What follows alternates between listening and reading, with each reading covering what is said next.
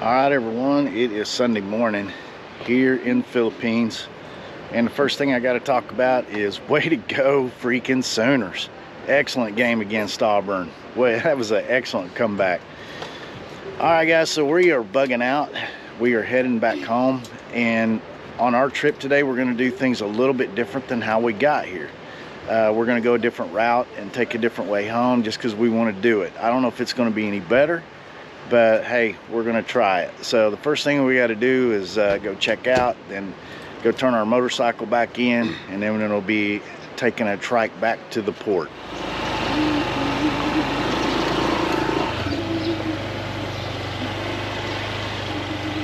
Here on this curve? Right here. Right here? Yeah. Hey, look.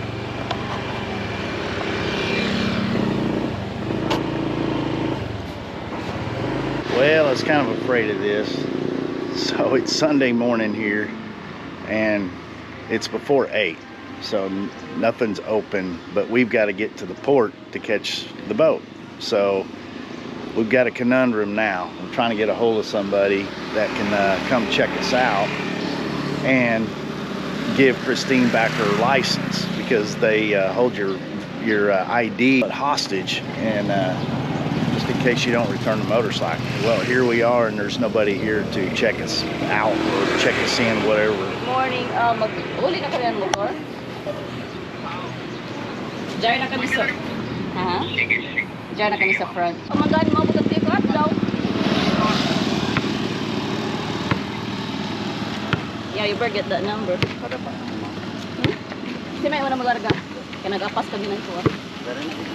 300, di ba? Ha?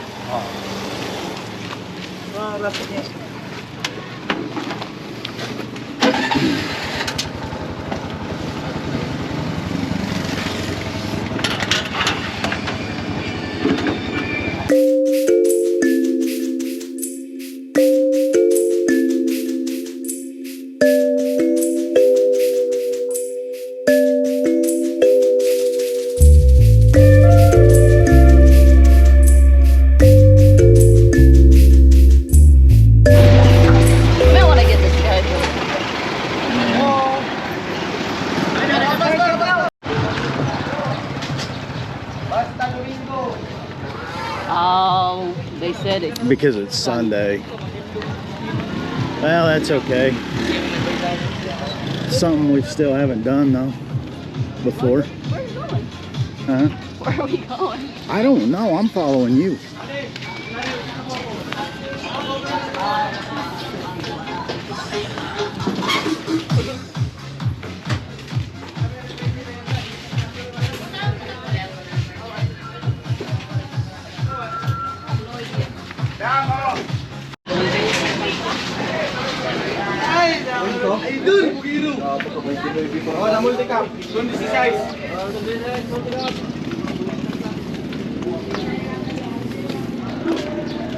All right, everyone, so our plan was to do the fast ferry over to Siargao City, but yeah, it's Sunday, so they're not running as many of the fast ferries.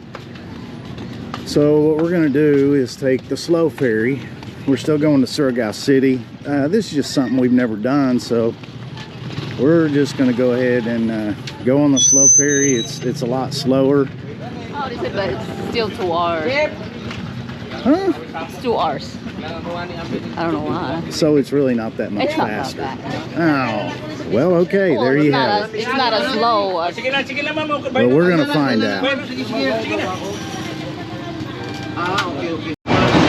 Okay, so you got to buy your ticket at one window, and then you pay an environmental fee of 10 pesos per person at another window. Now you got to do your passenger terminal fee, another $10 pesos. How come they're not paying? I don't know. Maybe they're special.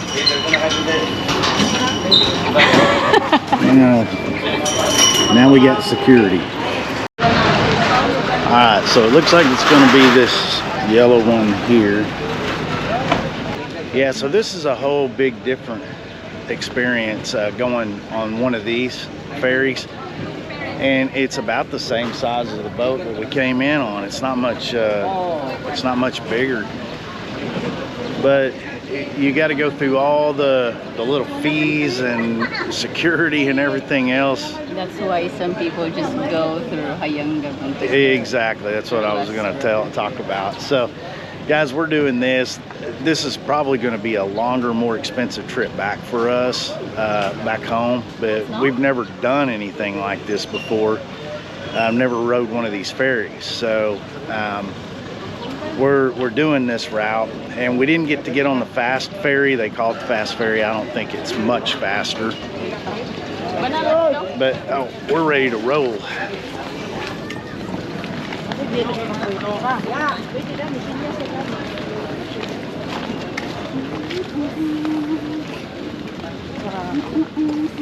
Oh, ini kan.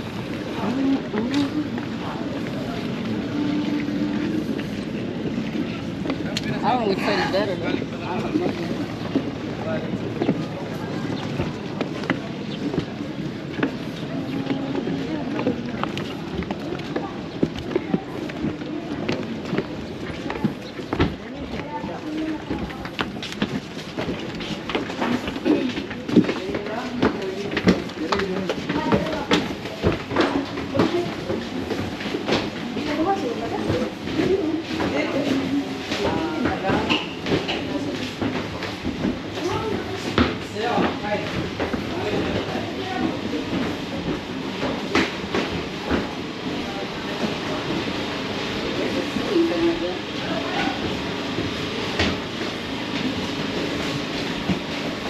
I would say probably in the future we're going to end up going through Hayangabong and doing that route. And after the incident I just had with motorcycle rental in Siargao, I'm probably going to bring my own motorcycle.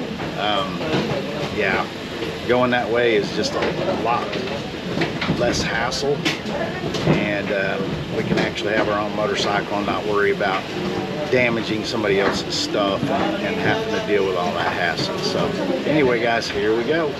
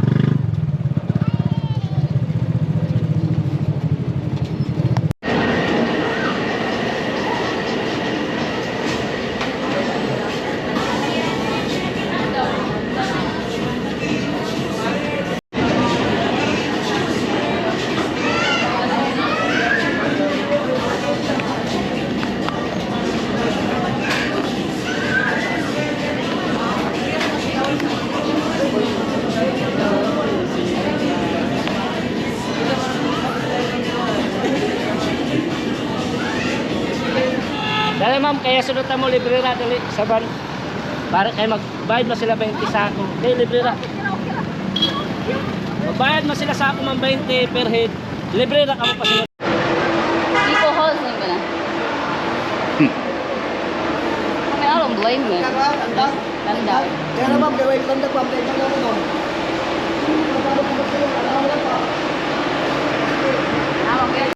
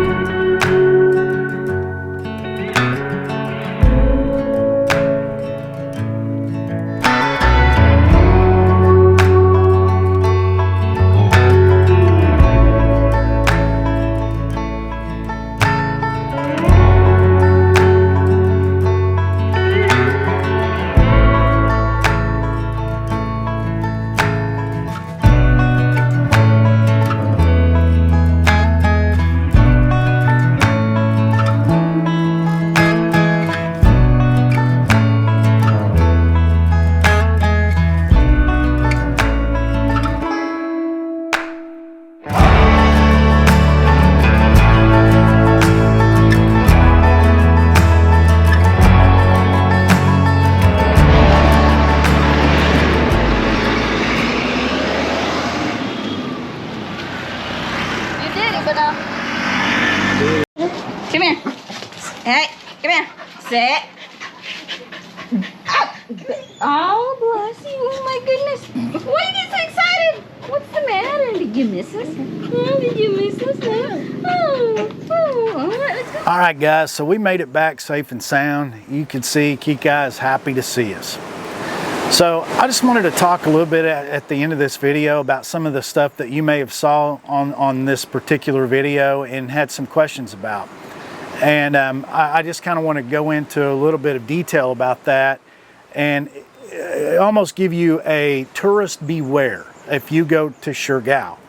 And again, I'm not trying to defame anybody. I'm not trying to do anything. I'm just going to tell you the story as it happened. So you heard me talk about we will probably bring our own motorcycle here back to Siargao from here on out. And we will leave out of the port of Siargao. And I'll probably just mispronounce that. Christine's always got to correct me on that. Siargao, I think is the name. And it's a lot less hassle going that route, and it is easier for us. And we can also take our motorcycle across a lot cheaper without a lot of hassle on one of those boats as opposed to going to Siargao City. The Siargao City trip was not that bad. But it is a longer road trip, and that does wear on you after a while. We can be in Siargao, the port of Siargao. I'm going to keep screwing this up. We can be over there in that port in about 2 hours bus ride from my house, where Siargao City is anywhere from 3.5 to 4 hours. So it only makes sense for us to go to the closer port. But there's also a lot less hassle, and so that's how we're probably going to go. Now, the reason I'm probably going to bring my own motorcycle from here on out, even though it's going to be maybe like a 3-day trip, is because we ran into an issue with the motorcycle rental. When we returned it, the guy tried to sweat us for another day's rental. And there was some confusion on this part of it, right? So the contract is not very specific. It's just a simple piece of paper. It's very basic. And basically we agreed to rent the motorcycle for 3 days. And we actually were in possession of that motorcycle for about 2.5 days. So that's me and Christine's deal. We actually gave them more. I mean, we had it less than what we paid for, right? As far as time goes. On top of that, when they gave us the motorcycle, it had maybe 1 bar of gasoline in it, and we were sweating it getting it to the gas station to put some gas in it. And when I returned it to them, it had a full tank of gas. That's just the way I was taught. You know, if you rent something, borrow something, you know, you always return it better than the way you found it. And that's what we did. And boy, I got ants or something crawling on me here. Where the confusion came about, I think he was trying to charge us as if in a similar way as how a hotel would do. So we rented that motorcycle about 4 in the evening on the first day we got there. Well, if I went to a hotel and even if I checked in at 11 in the evening, they're going to charge me for 1 night, right? A full day for a hotel. And I think that's the route he was trying to go with this. So in his mind, we should have turned it in the evening before if that's all we were going to, for a 3-day rental of what we paid for. But that would have had us keeping the thing, not even I don't even think it would be, I'm not a good mathematician here, but it would just be just a little bit over 48 hours, I think. So it wouldn't be fair to charge us that. But anyway, he never called us on the night before going, hey, are you going to bring this motorcycle back tonight? You know, he had our number. He had Christine's driver's license. He had everything. He never tried to make that contact with us to say, hey, you know, we're waiting for you to return this motorcycle. Are you bringing it back this evening? No, he never did that. What he did is he tried to sweat us for another day's rental. And he was being pretty aggressive, and Christine was like, sorry, we're not paying it. And I think we could have went to the barangay captain and had a case with that if it would have came to that. It didn't come to that. But I can guarantee you what happened for future business with him is he will no longer get my business. And that's kind of the way things are here in the Philippines with some people. They try to get you for what they can get you at the moment, especially if you're a foreigner, because they don't think you're ever coming back. Little does he know that we live 4 hours away, and we will frequent General Luna on a regular basis at this point. And so I will go somewhere else. If I decide to rent one, I will go somewhere else to do that, or I'll just take a trike. Let's say it's a trip with me where me and Christine just decide to, let's say we're going to go to Singapore, right?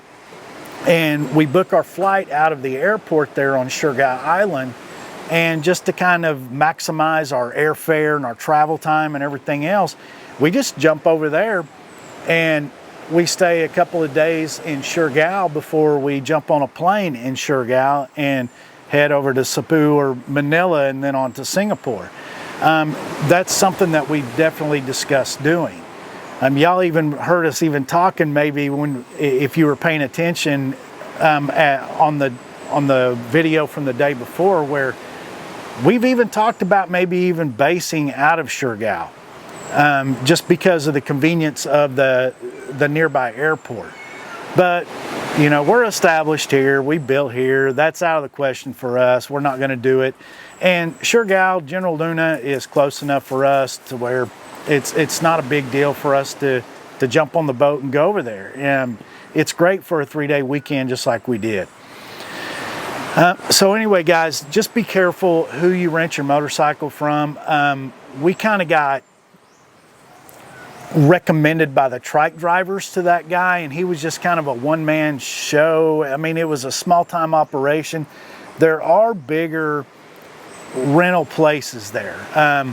One that I can probably recommend, we were going to go there because we know the people, kind of know the people, is Fat Lips over there. Tim that owns that joint, he's an American, and I think he would treat most foreigners really fair. We were headed that way, but this guy just happened to be convenient for us, so we just decided to rent from him, and it was a mistake for us. We shouldn't have done it. But I definitely won't rent from him. I'll either bring my own motorcycle or I'll go to Fat Lips or somewhere just a little bigger and just a little different, if you know what I mean.